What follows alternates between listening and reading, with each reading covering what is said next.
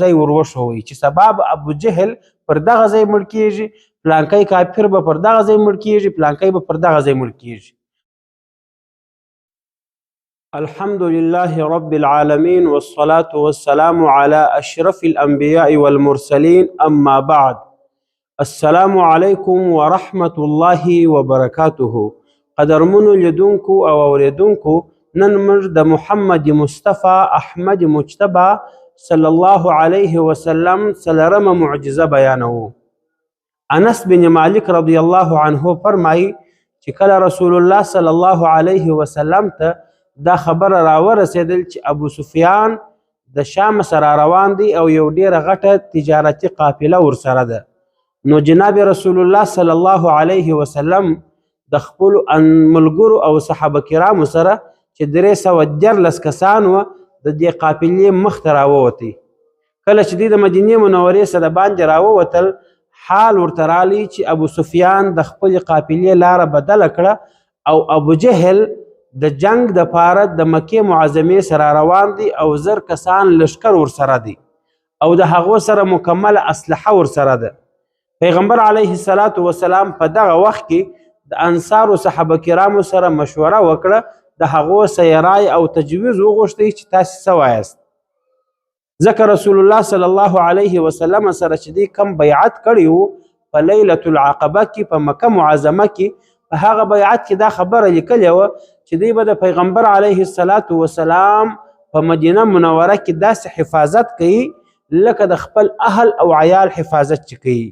دا خبره نه وه سوې چې دوی به د باندې هم د پیغمبر علیه الصلاة والسلام سره وځي او د پیغمبر علیه الصلاة والسلام دفاع به کوي. نو ځکه پیغمبر علیه الصلاة والسلام د انصارو سره رایه وغوښتل چې ستاسې څه نظر دی د دغه دشمن دپاره، د دغه دشمن د لشکر دپاره مخ ته بدر ته وروځو که نه وروځو. روایاتو کې راځي سعد بن معاذ رضی الله عنه په دغه وخت کې یو داسې جذباتي او پرجوشه تقریر وکړي چې پیغمبر علیه الصلاة والسلام ډیر خوشحاله سو. او انس بن مالک رضی الله عنه فرمایي چې سعد بن عباده رضی الله عنه چې د انصارو یو بل مشر و، هغه پیغمبر علیه الصلاة والسلام ته وفرمایل یا رسول الله والذي نفسي بيده لو امرتنا ان نخيضها البحر لاخذناها. اید الله رسوله کته موږ ته امر وکړي چې دا خپل اسان و دا رود او سمندر ته ورواچوئ، موږ به دا خپل اسان و دا سمندر ته ورګټو. ولو امرتنا ان نضرب اکبادها برق الغماد، که چیرې ته موږ ته ووایې چې د دې خپلو اسانو سینې ووهئ در برق غماد در علاقې پورې، لفعلنا، موږ به در هغه ځایه ولاړ سو.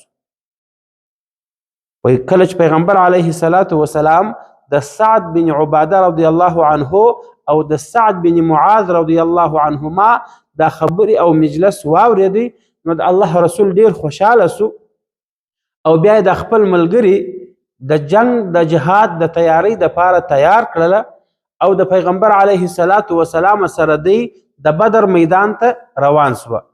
کله چې دی د بدر میدان ته ورسېدل، پیغمبر علیه الصلاة والسلام دی ته د یوه کافر د وژلو ځای ور وښوئ چې سبا به ابوجهل پر دغه ځای مړ کېږي، پلانکی کافر به پر دغه ځای مړ کېږي، پلانکی به پر دغه ځای مړ کېږي. انس بن مالک رضی الله عنه فرمایي فما مات احدهم عن موضع رسول الله صلی الله علیه وسلم. په دغه مړو کافرانو کې یو هم د پیغمبر علیه الصلاة والسلام د ښوولي ځای څه بلې خواته مړ نه سو. کم ځای چې پیغمبر علیه الصلاة والسلام ښوولی و هغه کافر پر همهغه ځای مړ سو، یوه هم خپل ځای بدل نه کوي.